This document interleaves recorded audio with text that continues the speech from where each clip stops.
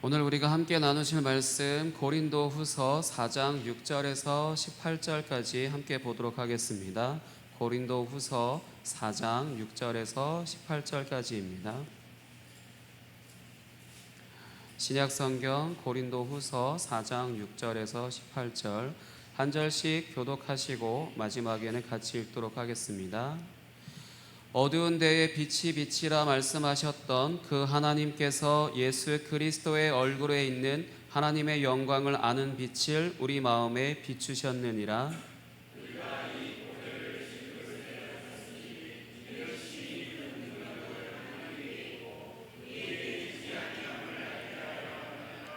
우리가 사방으로 우겨쌈을 당하여도 쌓이지 아니하며 답답한 일을 당하여도 낙심하지 아니하며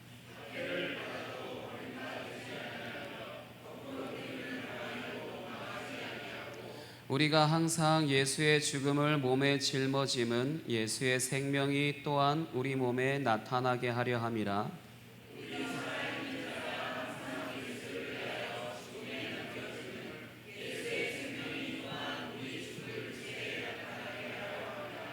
그런즉 사망은 우리 안에서 역사하고 생명은 너희 안에서 역사하느니라.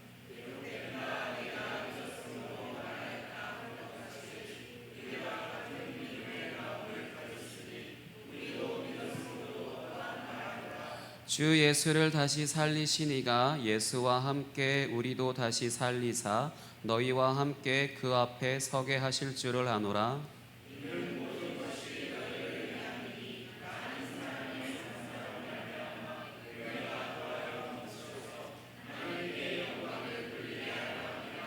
그러므로 우리가 낙심하지 아니하노니 우리의 겉사람은 낡아지나 우리의 속사람은 날로 새로워지도다.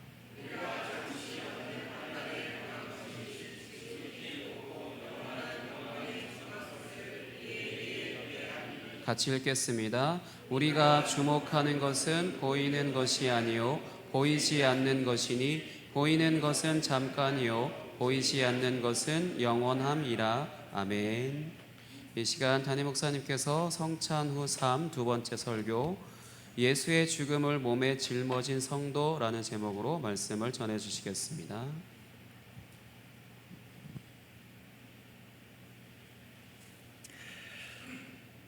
여러분들 한 가지 먼저 질문부터 드리겠습니다.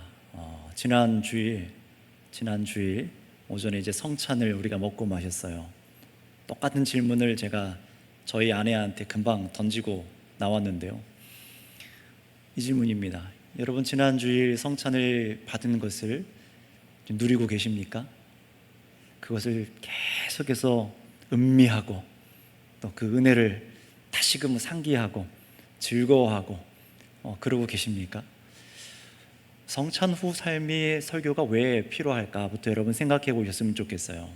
우리가 성찬을 받는 것도 준비하는 것도 굉장히 중요하지만 성찬을 받은 후에 이것을 어떻게 누려야 되는가, 이것이 사실 더 중요한 문제입니다.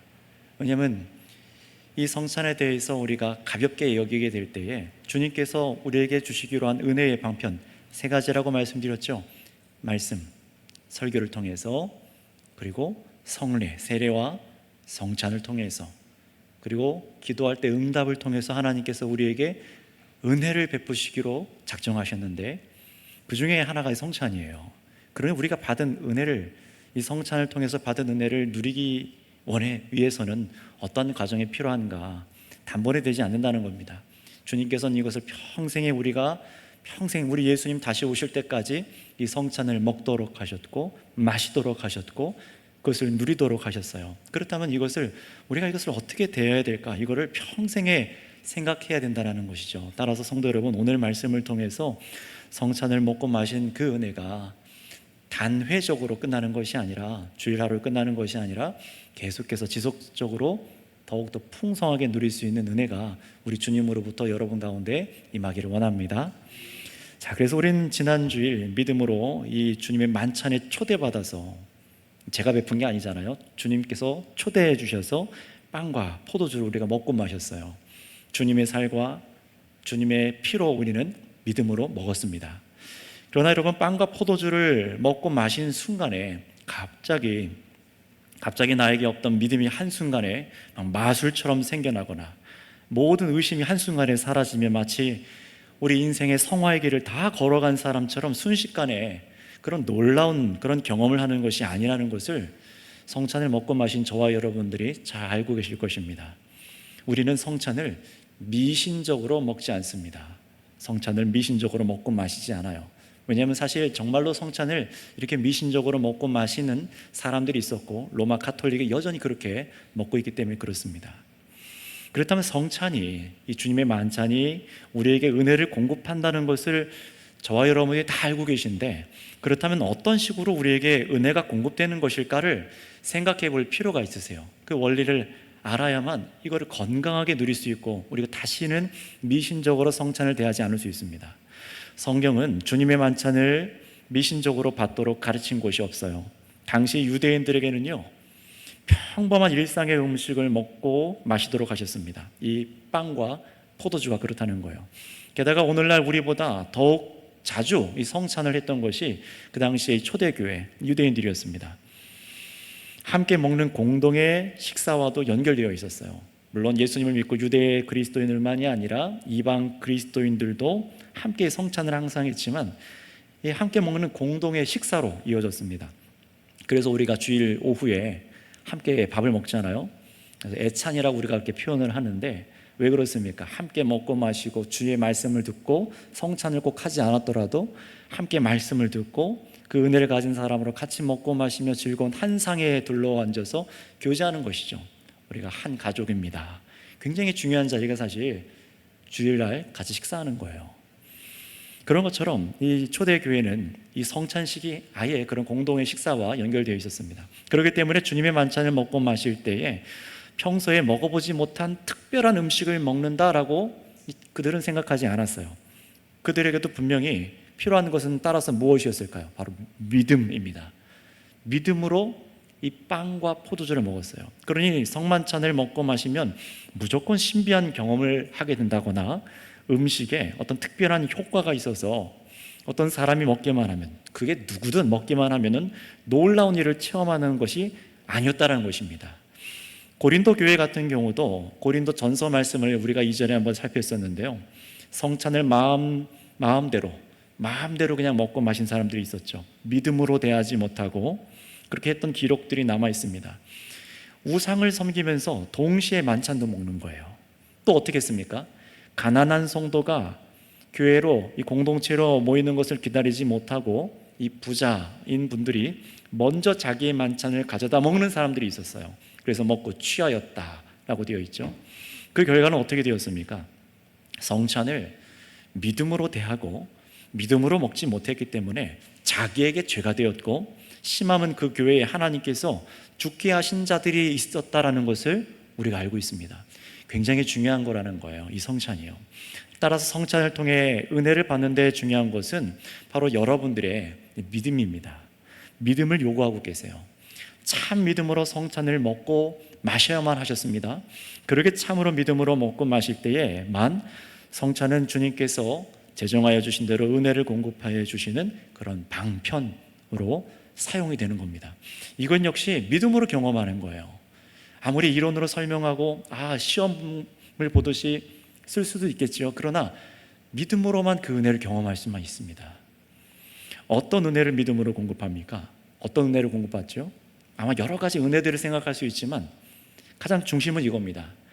예수님의 십자가 죽으심으로 인해서 정말로 나의 죄의 문제가 영원히 해결되었다라는 그 놀라운 자유함, 이게 확고해지는 은혜를 받는 것이 먼저입니다. 또 지난주일 성찬 때마다 제가 강조하는 부분이 조금씩 다르지만요, 지난주에 강조했던 것처럼 지금 현재 바로 우리 성도 안에 부활 생명이 있다는 것을 새롭게 정말로 받아들여지게 되는 거예요. 나에게 그런 생명이 있다고 정말로 믿음으로 받아들여지는 겁니다. 저 역시 지난 주일을 지나서 이제 월요일 아침이에요. 눈을 뜨기도 전인데 이렇게 눈 뜨기 전에 잠이 깰 때가 있잖아요. 그런데 그때 마음이 막 평강한 거예요. 잠을 잘 자서가 아니라 마음이 막 평강한 거예요. 부담스럽고 어렵게 느껴지는 일들이 막 산적합니다. 저를 짓누르는 일들이 여러 가지들이 있어요. 그런데 그게 더 이상 크게 느껴지지가 않는 거예요. 단순히 하루 컨디션이 제가 좋아서 그렇게 느낀 게 아니라 정말 내 안에 생명이 얼마나 그 영원한 생명이 분명한지가 믿어졌기 때문에 그렇습니다. 분명히 몸의 건강이 아직 제가 온전하지는 못하지만 그날 이후에 해야 될 일들을 해 나가야 되는데 이상하게 두렵지가 않더라고요. 되게 기쁨으로 아침에 일찍 일어났어요. 근데 이렇게 되는 과정을 한번 짚어볼게요.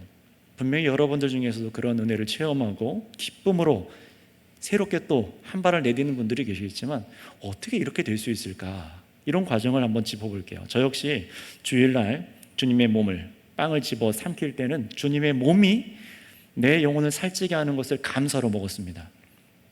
저 혼자 먼저 씹어 먹다 보니까 좀 부끄럽긴 한데요. 먼저 먹잖아요. 정말 그런 믿음으로 먹었어요. 그리고 포도주를 입안에 가득 적십니다. 포도주를 적시고 목구멍을 적시며 흘러내려갈 때는 예수님의 피로 내가 죄가 씻겼을 뿐만 아니라 정말로 성령으로 목마름을 가득 채우시는 분이 정말 예수님이신 것을 제가 믿습니다 라고 이 확고한 믿음으로 저도 받았습니다. 근데 그리고 끝이 아니에요. 그 다음이 중요합니다. 계속 믿음이 작동해야 되는 거예요. 예배를 마친 후에도 제 안에 있는 것이 무엇인지 계속 믿음으로 상기했어요. 인식했어요. 내가 뭘 먹은 거지? 뭘 갖고 있지? 잊지 않았습니다. 그래서 집으로 돌아가는 차 안에서도 그날 조금 다른 상담들 때문에 일들 때문에 조금 늦게 가게 됐는데 차 안에서 가족과도 성찬에 대해서 교제했어요. 아내와도 또 자녀에게도 물어보고 뭘 봤니? 어떤 생각이 들었니? 하면서 저의 얘기도 해주고요. 거기서 끝났을까요? 아닙니다. 저녁 예배 때에도 성찬 사경회, 성찬 후 삶을 듣고 집으로 돌아가서도 잠들 때에도 믿음으로 오늘 받은 성찬이 나에게 공급한 은혜가 무엇인지를 믿음으로 생각했습니다. 또 믿음이죠. 살아계신 주님의 말씀이 제 안에 주어진 것을 믿음으로 이렇게 묵상하는 거예요. 눈을 감고 잠들 때에도요.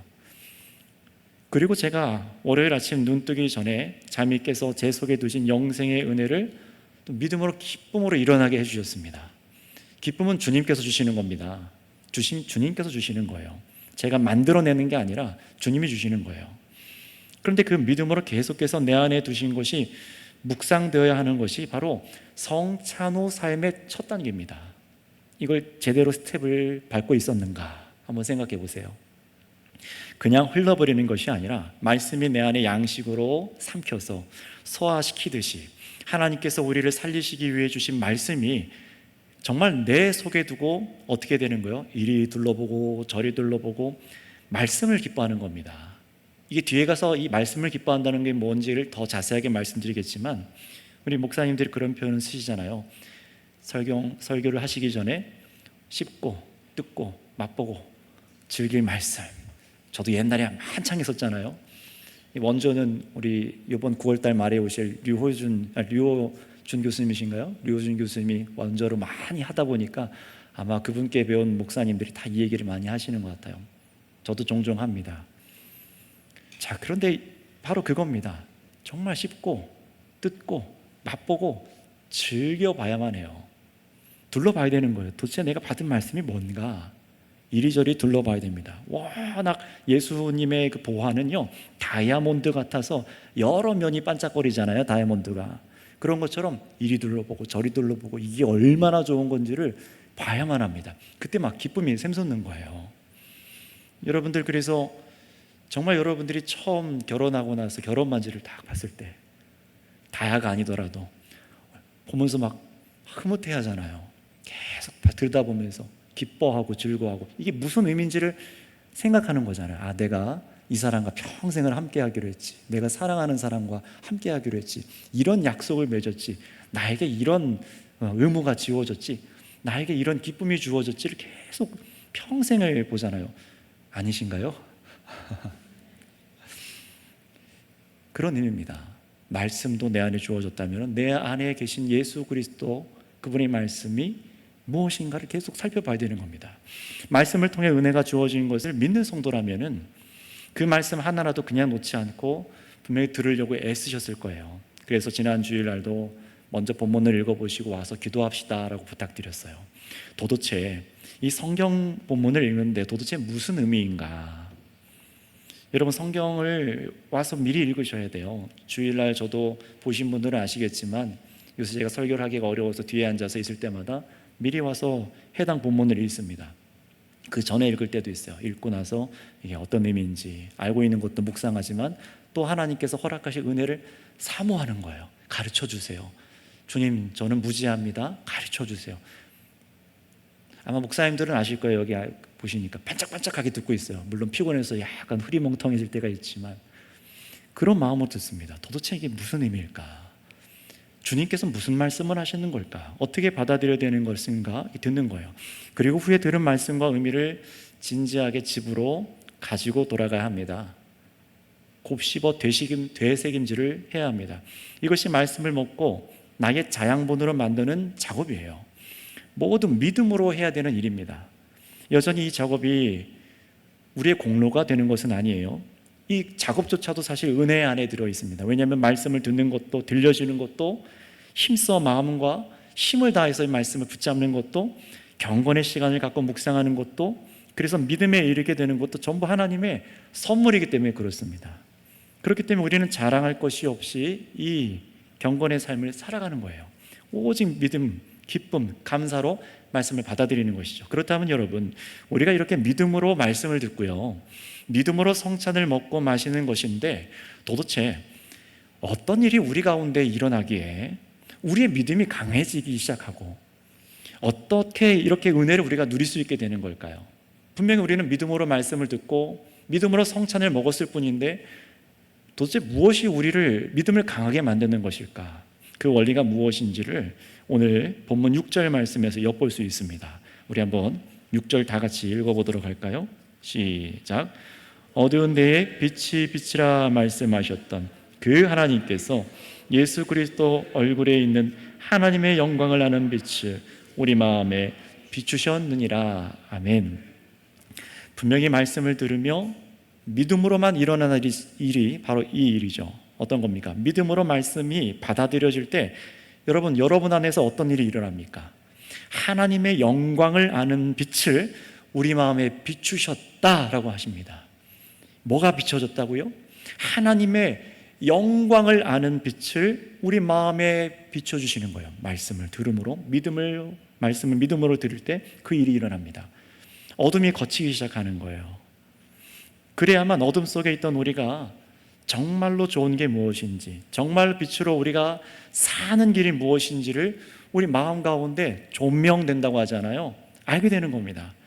마음의 참된 만족과 기쁨이 거기서 채워지더라고요. 왜냐하면 애초에 우리 사람은 하나님의 영광을 찬송하고 즐거워하기 위해서 지어진 존재이기 때문에 하나님의 영광이 정말로 어떤 필터 없이, 여과 없이 우리에게 선명하게만 비춰질 수 있다면요, 그래서 우리는 하나님을 알게 되고 하나님의 영광이 온 세계에 얼마나 크고 아름다운지, 그래서 하나님이 정말로 거룩하신 분이시구나라는 것을 알게만 된다면 어떻게 될까요? 내 안에 딱 전구가 켜지는 것 같은 느낌을 경험합니다. 사실 제가 전구빛으로 이렇게 비유했지만 전구빛과는 비교할 수 없을 만한 일이 일어나요. 강렬하게 비치는 그 태양을 하나님께서 말씀으로 창조하셔서 이 세상을 비추시지 않습니까? 바로 그 창조하신 분의 영광을 맛보는 겁니다. 엄청난 일이 우리 가운데 일어나는 거예요. 우리 사람 안에요. 어떤 동물도 짐승도 어떤 피조물들이 아니라 하나님의 형상대로 지음받은 우리 안에 일어나도록 하시는 일입니다. 우리가 알게 된 하나님의 영광은요, 그래서 세상의 영광과는 비교할 수 없다는 사실을 이제 끄덕끄덕 깨닫게 되죠. 그때 깨닫게 됩니다. 완전하신 선, 완전한 하나님의 사랑이 우리 마음속에 비춰질 때에 그제서야 우리가 만족하기 시작해요. 그런데 이런 하나님의 영광을 아는 빛을 우리 마음에 비추시긴 비추시는데 어떻게 비추신다라고 말씀하시냐? 6절에 보면요, 아주 중요한 특징이 한 가지가 있어요. 포인트가 있습니다. 그게 뭐냐? 예수 그리스도의 얼굴에 있는 하나님의 영광을 아는 빛을 비추신다라고 지금 성경 말씀하시잖아요. 예수님의 얼굴을 저와 여러분들이 맞대할 때에서야 우리는 하나님의 영광을 아는 빛을 받을 수 있다. 지금 그렇게 얘기하는 겁니다. 자, 그럼 여러분 여기서 예수님의 얼굴이란 말은 무엇일까요? 우리가 예수님을 마주대한다는 겁니다. 인격적으로 말씀을 통해 그분의 인격과 그분의 사역과 그분의 몸으로 오셔서 우리를 대하시는 그 모든 것을 성경 말씀을 통해서 그 말씀을 통해서 묵상하는 거예요. 주님을 대하는 겁니다. 주님의 공로, 주님의 권세를 바로 그 앞에서 그래서 어떻게 됩니까? 인정하기 시작할 때에, 정말로 믿게 될 때에 그것을 예수님의 얼굴을 마주대한다라고 그렇게 말하는 거예요. 바로 그때에 하나님께서 얼마나 우리를 사랑하시는지, 우리가 깨닫지 못하고 알지 못했던 하나님이 우리를 얼마나 사랑하시는지를 예수 그리스도를 통해서 알게 돼요. 얼마나 우리를 죄사하여 살리기 위해서 엄청난 희생을 치르셨는지를 알게 됩니다. 얼마나 우리를 온전하게 하셨는지 엄청난 하나님의 영광을 깨닫고 감격하게 되는 거예요. 모든 그리스도인들, 성경에 나온 믿음의 선조들은요, 다 이런 감격을 갖고 살아갔던 사람들입니다. 자, 그렇다면 여러분 여기서 잠시 정리해 볼게요. 우리가 믿음으로 말씀을 듣습니다. 그리고 성찬을 받을 때 무엇이 우리를 은혜로 채우게 만드는 겁니까? 무엇이 우리를 감격하게 만들고 믿음을 더욱 굳세게 만드는 겁니까? 그냥 단순히 포도주가 아닙니다. 바로 말씀대로 예수님의 얼굴을 우리가 마주 대하면서 우리 안에 그 믿음이 굳세지는 거예요. 우린 성찬을 통해서 성경 말씀을 들으면서 예수 그리스도의 얼굴을 대면하는 거예요. 그때 더욱더 하나님의 영광을 아는 빛이 바로 우리들 마음 깊은 구석까지, 의심하고 두려워하고 염려하는 그 구석까지 닿아서 새 일이 내 속에서부터 일어나는 것을 그때 경험하는 겁니다. 여러분, 이게 중요한 포인트입니다. 예수 그리스도예요. 또 예수님이에요. 우리는 성찬을 하면서도 다른 것으로 은혜를 받는 것이 전혀 아닙니다. 이걸 빨리 깨달으셔야 돼요. 미신적으로 성찬을 대하지 않기 위해서는 이걸 깨달아야 됩니다. 우리를 위해서 십자가에 죽고 부활하신 우리의 주인으로 선포되신 그리스도를 대면하는 자리가 성경 말씀을 듣는 것이고 성찬을 하는 자리입니다. 얼마나 중요한 것인지 몰라요. 예수님의 인격, 예수님의 사역, 예수님의 공로를 알아가면 알아갈수록 성령께서는 우리에게 있는 그냥 단순한 성경 지식을요, 그 지식을 넘어서 정말 주님의 생명이, 살아계신 주님의 생명이 내 것이 되게 하셨다는 사실을 참으로 깨닫게 하십니다. 거기서 나의 역사가 뒤집어지는 것 아닙니까? 그것으로 내가 감격하게 되는 것 아닙니까? 주님의 세계에 깊이 마음을 들여놓게 되는 거예요. 우리가 처음에 예수님을 알기 시작할 때 성장의 단계를 보면요, 지식적인 동의를 할 때가 분명히 있습니다. 성경의 세계에 빠져들어요. 그래서 막 성경 읽는 게 기쁘고 말씀을 막 들을 때 막 꿀과 같고 그렇습니다. 그런데 아직 그렇다고 거듭난 건 아니잖아요. 반드시 무엇이 필요하죠? 이 진리의 말씀이 정말로 내 것이 되게 되는, 정말로 믿어지는 그 은혜를 경험하는 때가 오는 겁니다. 바로 그게 말씀을 듣고 성찬을 통하여 은혜가 부어짐으로만 가능한 거예요. 예수 그리스도의 얼굴을 마주대하는 것이죠. 바로 그때 우리가 진정으로 하나님의 영광을 감사하고 기뻐하게 됩니다. 이것이 우리 신앙이 자라가면 자라갈수록 정말 주님께서 이 성경을 통해 밝혀주시는 중요한 신앙이 자라가는 원리예요. 중요한 축 중에 하나입니다. 그렇다면 여러분, 이 말씀과 성찬을 받은 후에 힘써야 될 가장 첫 번째가 무엇이라고요? 다른 어떤 헌신과 결단으로 즉시 이어지는 분들도 계실 수 있겠지만, 성찬 후에 가장 먼저 힘써야 될 것은 무엇이냐? 그 삶은 무엇이냐? 바로 그리스도의 얼굴을 계속해서 마주 대하는 겁니다. 내 안에 그 주님의 살과 피를 먹은 것처럼 연합하여 계신 예수 그리스도의 얼굴을 계속해서 마주 대하는 거예요. 인격적으로 그분과 함께 교제하는 거예요. 그래서 하나님의 영광을 보게 해달라고 기도하면 기도할수록 주시는 응답은 다른 게 아니라 뭘까요? 예수님의 얼굴을 마주 대하도록 하시는 겁니다. 어떤 특별한 황홀경이나 어떤 환상을 보는 것이 아닙니다. 성경을 통해 듣게 되는, 믿게 되는 예수 그리스도를 마주 대하는 겁니다. 예수님을 묵상하며 무엇을 마주하게 됩니까? 이분이 태초부터 계셨던 말씀이라는 것을 우리가 받아들이게 되고, 우리 주님께서 어둠에 대해 말씀하셔서 빛을 비춰주셨던 것처럼 우리 속에도 하나님의 영광을 알도록 빛을 비춰주시는 거예요. 예수님이 하신 일입니다. 자, 그럼 여기까지 우리가 어떻게 말씀과 성찬으로 은혜를 받게 되는지, 어떻게 받은 은혜를 더욱 맛보아야 되는지를 지금 간략하게 제가 말씀드렸어요. 믿음으로 예수님의 얼굴을 우리가 마주대한 것이고, 성찬을 통해서 하나님의 영광을 우리가 알고 기뻐하는 것이다. 그래서 우리의 믿음이 단단해지고 감격과 기쁨이 가득해지는 것이다 라고 지금 말씀드린 겁니다. 성찬 후에도 이 일을 믿음으로 여러분들이 지속할 수 있으시길 바랍니다. 계속 해보세요. 시도하세요. 은혜를 주시는 주님께서 약속하신 대로 그렇게 해보시기 바랍니다. 자, 그렇다면 여러분, 이렇게 여기서 한 발 더 나아가서 이제 짚어볼 것이 있어요. 우리가 받는 은혜, 우리가 듣고 또 설교를 여러분이 들으면서 받은 은혜는 단지 저와 여러분들의 감정과 기분을 만족하게 하는 것으로 끝나지 않습니다. 제가 주일 오전에 그렇게 기쁨과 감격으로 또 아침에 일어났고 그것으로 끝났을까요? 그렇지 않습니다. 여러분들도 이 부분을 아셔야 돼요. 우리가 받은 은혜가 저와 여러분에게 실제 삶에서 어떻게 역사하게 되는지를 아셔야만 합니다. 우리 속에 믿음이 강하여지는 이 은혜를 받을 때에 어떤 능력이 여러분에게 일어나게 될까요? 몸의 모든 질병이 갑자기 성찬을 먹고 나자 떠나가고, 기도만 하면 기도 응답이 일어나고, 원하던 일들이 마구 일어나서 세상 일들이 정말 대박이 나고 그럴까요?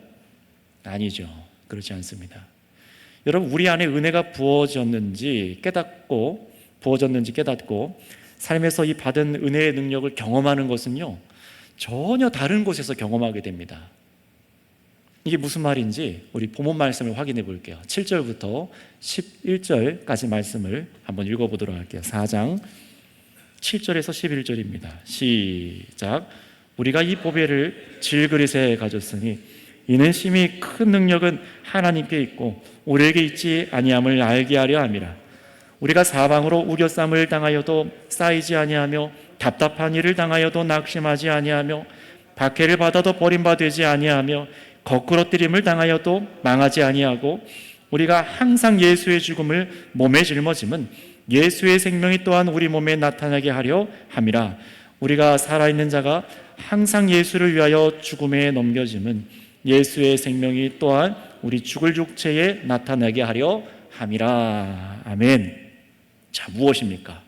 바로 하나님의 영광을 아는 빛이 우리 마음에 비춰서 정말로 주님의 복음을 위해 증거하고 살아가게 되는데, 우리가 그렇게 살아가게 되는데 어떻습니까? 어떤 능력이 일어나죠? 우리 몸이 살아가면서 상하고 깨어지고 약한 것을 늘 경험하는데 놀랍게도 어떻게 됩니까? 온통 우리 주위에 우리를 대적하는 사람들이 우리를 덧을 놔도 넘어지지 않게 되고, 여러분들이 참 주를 위해 살아가다가 답답한 일을 겪게 되나 낙심하지 않게 되고, 여러분이 박해받고 심지어 사람들이 여러분이 갖고 있는 복음 때문에 여러분들을 고통스럽게 죽이려 하려고 할 때도 망하지 않음을 경험하는 것이 능력입니다. 이게 능력이라는 거예요. 분명히 우리는 세상 박해에 깨지기 쉬운 질그릇과 같은 우리의 몸, 우리의 성정을 갖고 있습니다. 저도 마찬가지예요. 똑같습니다. 여러분, 질그릇이 뭡니까? 진흙으로 빚어 말려서 굳힌 깨지기 쉬운 토기 그릇이잖아요. 그러니 쉽게 우리 그리스도인의 인생과 삶이 깨져버려야 정상인데 그렇게 되지 않는다는 거예요. 왜 그렇습니까? 바로 우리 안에 두신 하나님의 영광을 아는 빛, 예수님의 얼굴을 대면하여 허락받은 엄청난 은혜가 우리를 살리는 능력이 되기 때문인 줄 믿습니다. 그 능력 때문에 우리가 망하지 않는다는 겁니다. 정말로 그게 경험하려면 그래서 그 길로 가야 된다는 거예요. 그래서 어떻게 살아가라는 겁니까? 조금 더 적용해 보자면은 어떻게 살라는 겁니까? 우리가 은혜가 우리 안에 부어지면, 여러분에게 부어진 것을 누리면 누릴수록 예수님의 얼굴에 있는 하나님의 영광을 아는 놀라운 보화가 우리 안에 있을수록 성도는요, 한번 따라해 주시면 감사하겠습니다. 내 몸을 아끼지 않고 주를 위해 삽니다. 뭘 아끼지 않는다고요? 내 몸이요. 내 몸입니다. 내 몸을 아끼지 않고 주를 위해 살게 되는 겁니다. 물론 이 말을 오해하지 마시기 바랍니다. 이 말이 우리의 몸을 막대하거나 그냥 건강도 내팽개치고 살아가도 된다라고 말하는 것이 아니에요. 사도 바울은 이렇게 말합니다. 예수님이 주님이심을 증언하는 삶을 살아가면서 겪게 되는 온갖 어려움들을 자기는 피하지를 않는다고 말하는 거예요. 분명히 저기 가면은 옥에 갇히고 결박당하고 죽는다고 말하고, 나를 죽이려고, 예수 믿는 사람을 잡아 죽이려고, 특히 자신을 죽이려고 암살단이 지금 숨어 있어요. 그걸 알면서도 간대요. 그걸 알면서도 들어간다는 겁니다. 피하지 않는다는 거예요. 저기 가면 내가 예수님 믿는 삶으로 살아가는 게 굉장히 힘들 것 같은데, 내 인생이 고단해질 것 같은데, 근데 그런데도 피하지 않는데요. 고린도 교회 성도들만이 아니라 이방 사람들이 예수님을 자기와 같은 믿음으로 믿게 하는데 힘쓰는 데서 오는 온갖 수모, 오해당함, 모욕받음, 심지어 박해하는 자들이 주기로 해도 그 길을 피하지 않고 간다는 거예요. 바울은 그런 흔적을 갖고 살았죠. 돌에 맞아가지고 기절해버리고, 몸에 얼마나 많은 흉과 통증과 아픔이 있었겠습니까? 주님을 위해 살아가면서 그거를 감내하는 거예요. 여러분, 더욱더 이 바울 사도가 그렇게 하는 이유는 예수님께서 십자가에서 우리를 살리기 위해 죽으신 것처럼 우리도 몸이 고통당하는 바로 이 길, 죽음을 각오한 이 길 속에서만 예수의 생명이 나타나기 때문에 그렇습니다. 왜 교회가 생명력을 잃어간다고 말합니까? 왜 예배 때 막 생동감이 느껴지지 않는 것이죠? 왜 한 주간 살아가면서 막 은혜를 하나도 못 누린 사람처럼 와서 우리 앉아서 감사로 찬양은 해야 되는데 뭘 감사해야 될지 모르고 왜 그렇게 우리 앉아 있는 것이죠? 은혜를 받았음에도 바로 이 두 번째 중심을 말하고 있는, 정말로 나의 몸을 다하여 예수님의 죽음을 내 몸에 짊어지고 살아가며 예수 생명에 나타나는 것을 경험하지 못했기 때문 아닐까요? 성도 여러분, 우리가 성찬을 받고 믿음이 강하여지는 은혜를 받는 이유가 무엇인지를 생각해 보세요. 앞에서 첫 번째로 확인한 것처럼 우리가 예수님의 얼굴을 맞대서 정말로 하나님의 영광을 더 알기 위해서 우리가 성찬을 받습니다. 귀한 보배가 우리 안에 있다는 것을 분명하게 믿기 위해서 성찬을 받습니다. 그리고 금방 말씀드린 두 번째는 그 능력으로 예수님의 생명이 우리 삶에 나타나기 위해서 성찬을 받는 거예요. 그러기 위해서 은혜를 받는 겁니다. 단지 내 감정의 위로가 아니라 정말 예수님의 생명이 나의 질그릇 같은 깨어지기 쉬운 이 몸을 통해 나타나서 하나님의 영광을 나타내기 위해 살아가는 거예요. 정말로 나도 확인하는 거죠. 여러분, 그때 우리는 확인합니다. 정말 주께서 나와 함께 하시는구나. 망할 것 같았는데 정말로 주님께서 계십니다. 할렐루야 찬양하면서 예배실에서 울었던 여러분들, 감사하며 기쁨에 찬양을 했던 여러분 기억 있지 않으십니까? 계속해서 경험해야 된다는 거예요. 물론 그것이 우리 마음대로 우리 의도대로 되는 것은 아니지만, 사도 바울은요, 오늘 말씀에 읽은 이 어투를 한번 자세히 집에 가서 보세요. 그렇게 하기 위해 살아간대요. 그렇게 한답니다. 스스로 애를 쓴다는 거예요. 아, 예수님이 정말로 나와 함께 하시는구나. 예수님이 이루시는구나. 내 지혜, 내 힘, 내 수고, 내 열심히 사실 아무것도 이룰 수 없는 나는 약한 뿐인데 주님이 행하시는 것을 보는 겁니다. 그런데 그 생명이 나타나는 방법은, 여러분, 우리가 예수님의 죽음을 짊어지는 것이라고 성경은 강조해요. 예수님을 위해 죽음에 넘겨지는 겁니다. 오해받고 미움 당하고 몸이 상할 걸 알면서도 뛰어드는 겁니다. 남들이 순종하지 않는 길을 마다하지 않고 거기에 발을 들여놓는 것이 바로 이 성찬을 받고 정말 주님의 영광을 아는 사람으로서 내 안에 예수 생명을 나타나기 위해 걸어가는 삶의 길이라는 거예요. 바울이 실제로 그렇게 살았잖아요. 박해를 받는 사람들에 둘러싸여서 얼마나 모욕당합니까? 다 똑같이 하나님 믿는다는 사람들이에요. 권위 있는 사람들이 둘러싸서 손가락질하는 거예요. 여러분, 견딜 수 있겠습니까? 그 길 가고 싶습니까? 근데 그 길로 들어가는 거예요.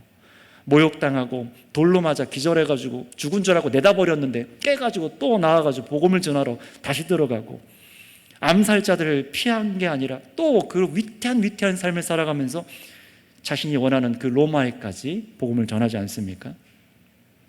그럼에도 예수님이 주되심을 계속해서 바울은 증언합니다. 왜요? 내 안에 두신 보배, 예수님의 생명을 나타내기 위해서입니다. 정말 주님이 이 세상에 함께 계시고 우리 삶 가운데 두신 이 보배가 얼마나 큰지를 세상으로 사람들을 알게 하기 위해서 그렇게 살아간 거예요. 삶의 현장에서 그렇게 사서야 되는 겁니다. 여러분들 교회에 나와서 24시간 기도하는 거 말리지 않아요. 그러나 세상으로 나가야 되는 이유가 있죠. 여러분의 그 현장에서 그렇게 살아가야 되는 겁니다. 왜냐하면 여러분들을 모욕하고 여러분을 둘러싸고 여러분들을 고통스럽게 하고 여러분을 막아서는 사람들은 교회 바깥에 있거든요. 여러분의 직장, 여러분의 일터에 있습니다. 여러분의 가정에도 있고요. 바로 거기서 승부가 일어나야 되는 거예요. 여러분, 이런 의미에서 저와 여러분은 정말 협착한 길을 택하신 겁니다. 옆사람한테 한번 이렇게 얘기해 주세요. 우리는 협착한 길을 택했습니다. 아유, 왜 그러셨어요? 주님이 하신 말씀이잖아요. 길이 협착하고 좁대요. 심지어 점점 길이 넓어지는 것도 아니고 우리가 정말로 그 구원의 문에 들어가는데 그게 넓어지지도 않고 도착하면 갈수록 막 좁아지고 막 낭떠러지 같고 철로 역정 책 보셨어요? 뭐 그런 삶입니다. 도착해보면 문은 또 얼마나 조그만지 이게 그 영광스러운 문 맞을까? 내가 이렇게 참고 인내해 왔는데 내가 고작 이 문 들어가려고 이렇게 수고한 걸까? 그런 여러분 담 앞에 마주 서잖아요. 내가 예수 믿고 인내하는데 내가 이런 영광 받기 위해서 여기까지 왔나? 얼마나 좁은지. 여러분, 세상의 박해도 있지만 아까 세상에 박해가 있다고 했지만 안타깝게도요, 기독교 종교인들 중에도 그런 박해가 일어나기도 합니다. 서로 안에서요. 물론 그것을 우리는 교리를 통해서 배우지만 참된 교회, 거짓된 교회, 순수한 교회, 덜 순수한 교회라고 웨스터민스터 신앙고백이나 하이델베르크 교리문답에서 그렇게 교회를 구분하지 않습니까? 바로 그런 교회 안에 자기는 교회라고 말하지만 사실은 가라지고 쭉정이와 같은 자들이 참된 성도의 신앙을 비웃을 겁니다. 나도 예수 믿는데 당신은 왜 그렇게까지 미련하게 예수 믿냐고 그렇게 말할 거예요. 거기 가면 뭐가 있는데, 말씀을 들으면 뭐가 있는데, 성찬을 먹으면 뭐가 있는데. 여러분이 맛본 예수님의 얼굴을 마주하며 비추임 받은 하나님의 영광을 아는 그 큰 은혜가 여러분에게 별로 그리 중요하지 않다라고 그렇게 말할 겁니다. 오직 예수라 외치는 우리의 복음의 증거를 비웃을 겁니다. 그럴 때 여러분, 성찬을 받은 사람으로 참 살아있는 말씀, 곧 예수님을 우리 안에 받은 자로서 주님을 향한 믿음을 그때 작동되게 하세요. 내 속에 두신 은혜를 붙드는 걸로 그 믿음은 작동되어야 됩니다. 이미 받은 것, 성찬을 통해서, 성령 말씀을 통해서 예수 그리스도와 연합하여 있는 하나님의 영광을 아는 빛, 그거 붙잡는 거예요. 또 다른 게 아닙니다. 다른 능력이 아니에요. 이거 붙잡는 거예요. 그리고 믿음으로 예수님의 죽음을 우리 몸에 짊어지는 자리로 들어가는 거예요. 피하지 않은 겁니다. 거기서 예수 그리스도의 능력이 나타나고 거기서 변화가 일어나고 세상이 높아져 있던 것들을 깨트리고, 아, 정말 예수님이 그런 분이구나 아는 길로 우리가 그들을 인도할 수 있는데 우리 성도들이 그 길로 안 갑니다. 요새는요. 잘 안 하는 것 같아요. 그리고 많은 사람들이, 세상 사람들이 정말로 예수님의 생명이 우리 성도들 안에 있다는 사실을 잘 몰라요. 우리 안에 있는데요.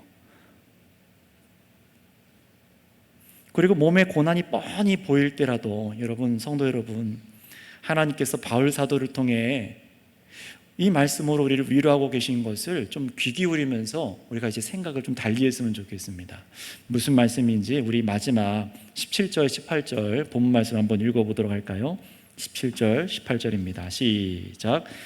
우리가 잠시 받는 환난에 경한 것이 지극히 크고 영원한 영광에 중한 것을 우리에게 이르게 함이니 우리가 주목하는 것은 보이는 것이 아니요 보이지 않는 것이니 보이는 것은 잠깐이요 보이지 않는 것은 영원함이라. 아멘. 그런데 16절 앞에 이렇게 시작했어요. 우리가 환난에 대해서 뒤에 쭉 얘기하는데 16절에 그러므로 우리가 낙심하지 아니하노니 우리의 겉사람은 낡아지나 우리의 속사람은 날로 새로워지도다. 그래서 우리가 영원한 것을 추구하고 산답니다.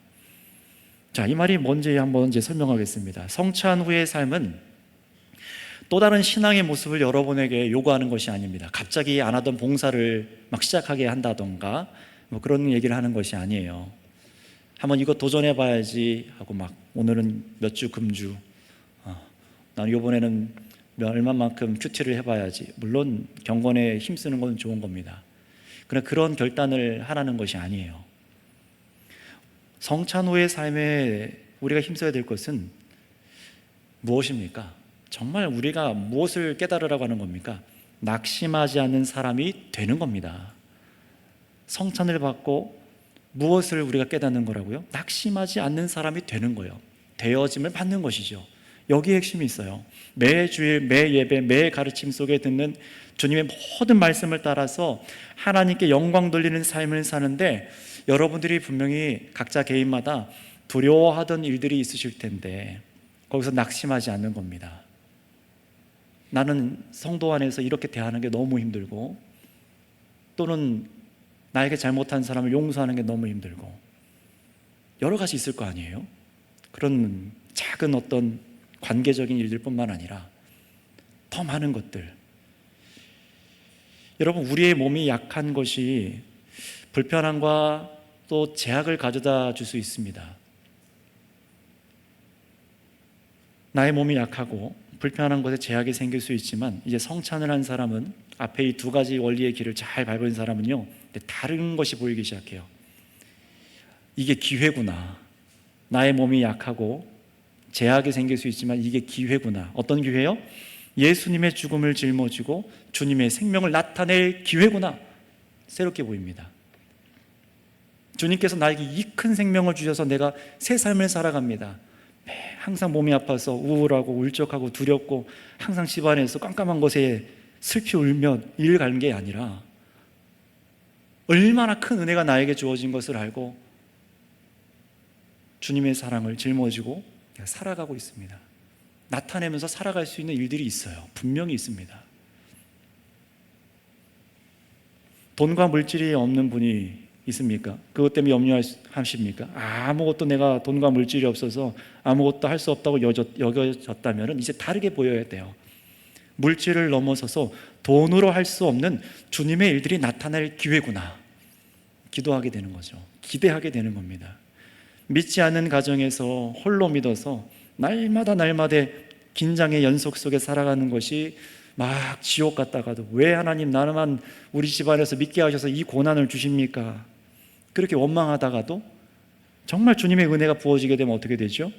가정에 생명을 주시기로 한 하나님의 위대한 계획이 있으시구나. 새롭게 관점이 바뀌는 거예요. 크신 은혜를 감사하며 주님이 십자가 지신 그 삶을 나도 가정 안에서 지고 영광으로 알고 살아가는 겁니다. 직장에서 예수님의 옛자만 꺼내도 찢겨서 잘리게 되고, 예수님의 복음을 증거하는 것이 아주 불가능할 것 같은 상황이 달리 보이기 시작하는 분도 계실 거예요. 잘려도 나를 이곳에 보내신 이유가 돈이 아니라 복음을 증언하게 하시기 위해서구나 라는 것을 깨닫고, 예수님의 얼굴을 나타내기를 간절히 바라면서 일터에서, 회사에서 주님의 역사가 일어날 기회구나 라고 생각하면서 일하는 거예요. 지난주도 한 분 성도님하고 주일날 오후에 설교 끝나고 교제하고 돌아갔는데요, 그런 얘기를 하시더라고요. 직장을 구해서 일터를 구했는데 주일날 근무가 껴있어요. 퐁당 이렇게 격주로요. 그런데 마음에 확신이 들어서 얘기하셨답니다. 팀 일정을 짜는 분에게. 다음 달에도 보니까 또 주일을 못 지키게 되는 이런 일들이 있어서 저는 일을 그만둬야겠습니다. 어떻게 됐을까요? 참 큰 은혜로 또 조정되는 거예요. 또 지금 나오고 계시더라고요, 개성이요. 근데 이런 일들을 고백하는 분들이 여러분들 계세요. 전혀 잘릴 걸 두려워하지 않고, 잘려도 거기까지인가 보다. 예수님의 삶을 얘기하고 드러내고. 근데 많은 분들이 어떻게 됩니까? 내가 이 나이에 이거 잘리면 내가 어디 갈 데가 있을까? 두려워해서 말하지 못하잖아요. 염려하고 두려워하잖아요. 저희 아버님도 그렇게 고심하는 것을 제가 옆에서 봤기 때문에 압니다. 50대 중후반이 되셔서 사업이 다 망해서 집에서 1년 동안 이렇게 쭈그리고 계신데 뭘 할 수 있습니까? 사장이라 돈 안 받아줘요. 다른 기업에서 잘요. 사장 출신이라서. 그런 어려움을 겪을 때 그럼에도 이제 아버님이 다시 하는데 주일, 하나님을 향한 예배, 결단, 이걸 굽히지 않으니까 직장 구하기 쉽지 않더라고요. 그런데도 분명히 하나님께서 그거를 확인하시는 것 같아요. 가장 좋은 대로 또 인도하십니다. 여러분들도 생각해 보셔야 되는 거예요. 내가 일터에서 나타내기 원하는 게 무엇인가? 내가 사업을 한다면은, 사업장에서 일을 한다면은, 직원으로 일한다면은, 돈을 벌고 있다면은 도대체 내가 무엇을 위해 하고 있는가? 정말로 이 사도 바울처럼 이 받은 은혜에 막 감사해서 그들이 싫어한다 하여도 복음의 증거를 나타내고 하나님을 아는 그 영광의 빛을 나타내기 위해서, 비추기 위해서 정말 그렇게 영광 돌리기 위해서 살아가는가? 못 배기는 겁니다. 사실 이게 시켜서 되는 게 아니라 그렇게 살아가고 싶어서 못 배기게 되는 거예요. 무거운 의무감으로 다가올 때도 있습니다. 그러나 그것조차도 기쁜 겁니다. 감사한 겁니다. 너무 내 앞에 있는 세력이 커 보여서 내가 뭘 할 수 있을까 낙담할 만한 상황에 처하는 것이 우리잖아요. 그럼에도 낙심하지 않고 성경대로 믿고 증언하는 겁니다. 주님의 생명이 나타나게 하기 위해서입니다.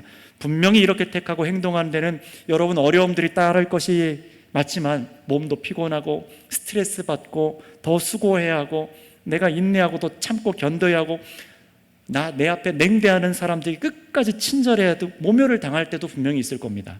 그럼에도 성도 여러분 기억하시기 바랍니다. 우리의 겉사람은 날마다 이렇게 낡아질 것이지만 그럴수록 우리 안에 하나님께서 새 것으로 창조하신 우리의 속사람은 날로 하나님의 형상대로 지어져 갈 줄을 믿습니다. 우리는 그걸 바라보고 살아가는 사람들이에요.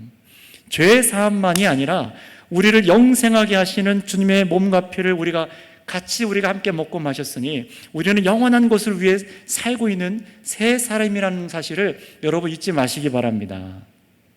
그러니 여러분 성찬 후 삶으로 여러 가지 열매들을 우리가 맺을 수 있겠지만 성령께서 허락하여 주시겠지만 그러기 위해서 오늘 말씀을 꼭 기억하세요. 아까 첫 번째로 믿음으로 받은 은혜를 깊이 묵상하시면서 예수님의 얼굴을 대면하세요. 그래서 하나님의 영광을 아는 빛이 말씀으로 내 안에 가득가득 비춰지는 은혜를 받아 누리시기를 바랍니다. 그 자리에 항상 가셔야 돼요. 기도하셔야 돼요. 두 번째, 이 받은 은혜로 예수님의 죽음을 우리 몸에 짊어지는 길을 선택하셔서 예수님의 생명이 여러분 안에 나타나기를 원하셔야 됩니다. 거기서 여러분 우리는 확인하게 될 거예요. 그때서야만 세상에 주님의 영광이 드러나는구나. 그리고 세 번째, 여러 가지 오는 고난 때문에 염려하고 근심할 수 있지만 세 번째, 우리가 이 낡아지는 것이 아니라 영원한 것을 위해 산다는 것을 기억하시고 낙심하지 않도록 바로 우리의 속사람을 새롭게 하시는 것을 경험하시기를 바랍니다. 그래서 여러분 받은 은혜를 감사하시면서 하나님께 영광을 돌려드리는 우리 선교교회 모든 성도님들 다 되시기를 바랍니다. 기도하겠습니다. 이 시간 두 가지 기도할게요. 말씀과 성찬으로 주님의 얼굴을 마주대해서 하나님의 영광을 아는 빛을 우리 안에 비춰주십니다. 그때 우리가 감격하게 되고 믿음이 성장하게 되고 굳세지는 거예요. 그러니 은혜는 다른 게 아니라 정말 여러분 내 죄를 사하시고 영생을 허락하신 예수님이 내 주인이심이 믿어지는 거예요. 나에게 영원한 생명을 정말로 주셨구나. 이분이 내 주시구나. 이 사실이 우리 심령에 충만해지는 겁니다. 이 은혜를 입은 것이 지난 성찬을 통해 확실해지신 분들은 더욱 매일매일 오늘 수요일까지 더 확실해지신 분들은 감사하는 기도를 드리세요. 주님의 은혜를 주심을 감사하는 기도를 드리시기 바랍니다. 만약에 그러나 성찬을 하고 그럼에도 불구하고 다른 은혜를 찾아서 미신적으로 성찬을 대했다면 회개하시기 바랍니다. 다시금 말씀으로 주님, 나의 마음에 하나님의 영광을 알도록 빛을 비춰주시기를 간절히 사모합니다. 예수님을 알게 하여 주시옵소서. 그분의 인격과 사역을 알게 하여 주시옵소서. 그 말씀이 들려지도록 내 심령을 만져주시기를 허락하여 주시옵소서 하고 이 시간 주여 한번 부르고 다 같이 은혜를 구하며 기도하겠습니다. 주여 하나님 감사합니다. 하나님 참으로 주님의 은혜를 주님께서 허락하여 주신 참으로 하나님의 말씀을 듣는 것과 주의 성찬을 먹고 마시는 것으로 저희에게 허락하시는 아버지 하나님 감사합니다. 그 예수님의 사랑이 우리 가운데 부은 바 되어서 하나님의 영광을 나는 빛을 우리 마음 가운데 비추셔서 하나님 그 큰 영광 바로 하나님의 거룩하심을 알게 하심에 감사를 드립니다. 하나님 아버지 참으로 우리 안에 두신 이 보배가 얼마나 큰 것인지를 알게 하여 주셔서 우리의 인생이 두렵지 않고 낭망할 것이 없고 참으로 주님께서 얼마나 우리 안에 완전하게 채우셨는지를 알아서 하나님 영광스러운 이 길을 걸어가게 하시오니 감사합니다. 하나님 이것이 나의 종교적인 어떤 노력 때문도 아니고 하나님 어떤 다른 기술적인 나의 어떤 힘과 지혜가 아니라 참으로 우리 안에 비춰주시고 성령의 은혜로 허락하여 주신 주님의 은총인 것을 고백합니다.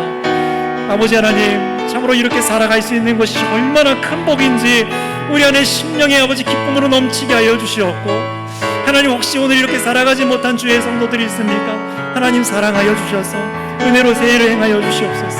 세일을 행하여 주시옵소서. 두 번째로 기도합니다. 여러분 예수님이 우리의 주이심을 믿으십니까? 주님의 살과 피를 먹고 마신 우리가 얼마나 큰 보배를 우리 안에 가졌는지 감사하고 여러분 기뻐하셨다면 이제는 이렇게 기도할게요. 주님 저는 연약한 질그릇이지만 모든 큰 능력이 다 주님께 있음을 믿습니다. 그러니 제 앞길에 우리 교회가 걸어가야 될 앞길에 두려워할 만한 그 길들을 들어서는 것에 주저하지 않게 하여 주시옵소서. 오히려 우리가 주님을 증언하는 삶을 사는데 때론 우리 몸이 수고스러운 고통이 따르더라도 예수님의 생명이 나타나게 하실 것을 믿고 우리 나아가겠습니다. 날마다 영원히 하나님과 함께 살 내 속의 속사람을 새롭게 지어 주시옵소서 하고 이 시간 우리 주여 한번 부르고 기도하겠습니다.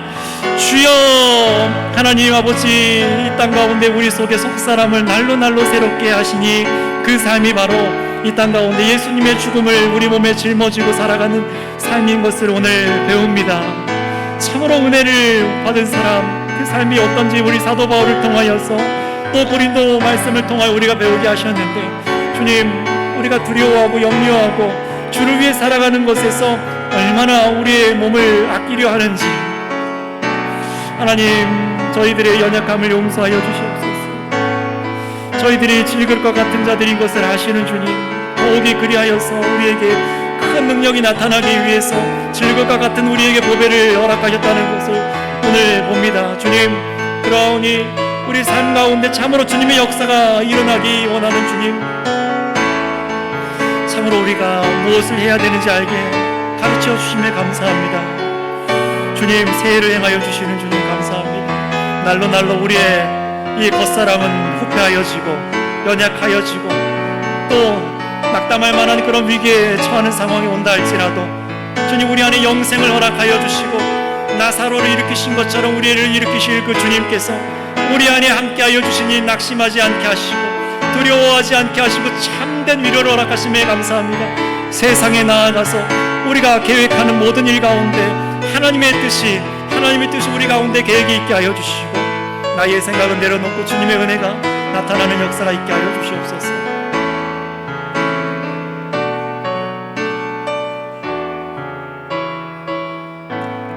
아버지 하나님 감사합니다. 참으로 어둠 속에서 우리가 무엇을 위해 살아가야 되는지 알지 못한 저희들에게 하나님의 그 크신 영광의 빛을 아는 그 광채를 우리 안에 비춰주시니 감사를 드립니다.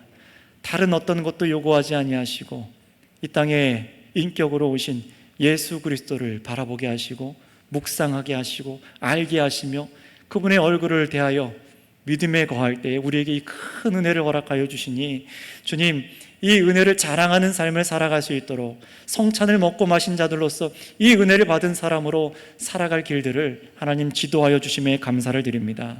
그러니 주님 더욱더 주의 얼굴을 대면하고 주의 영광을 아는 강체가 정말 그 말씀들이 우리 안에 충만하게 심겨질 수 있도록 주님 저희들에게 은혜를 허락하여 주시옵소서. 멈추지 않는 은혜를 허락하여 주시옵소서. 뿐만 아니라 참으로 이 은혜가 나타나는 것을 우리가 경험하기 위해, 우리 안에 있는 것을 또 나타내기 위해 정말 질글과 같은 깨지기 쉬운 나의 힘이 아니라 살아계신 주님이 하셨습니다. 주님이 참으로 계십니다. 나타낼 수 있도록 주님 참으로 예수님의 십자가의 그 죽음을 짊어지는 삶을 걸어가게 하여 주시옵소서. 때론 두려워할 만할 때가 있으나 하나님 오늘 말씀에 힘입어서 고백합니다. 주님 참으로 영원한 것을 위해 살아가게 하셨사오니 우리의 몸이 낡아지나 우리 안에 새 속사람을 지으셔서 더욱더 강건하게 하여 주시오니 정말로 주님 만난 그날 우리 안에 지어진 속사람 새 사람으로 주님과 영원히 기뻐하며 살아갈 새 날을 위해, 정말 그 날을 위해 우리가 오늘 또 인내하며 믿음으로 이 은혜로 걸어가게 하여 주시옵소서. 주의 사랑하는 선교교회 공동체 주님 이 남은 한 주간 또 삶을 걸어갈 때에 동행하여 주셔서 이 길을 놓치지 않게 하여 주시옵소서. 또 이 드려진 물질, 또 이 마음 하나님 기억하여 주시옵고 기쁨으로 교회를 사랑하며 주님을 사랑하며 참으로 온전히 자신의 몸과 마음을 다 드리는 삶으로 하나님께 영광 돌리게 하여 주시옵소서. 감사하며 우리 구주 예수님의 이름으로 기도드렸사옵나이다. 아멘.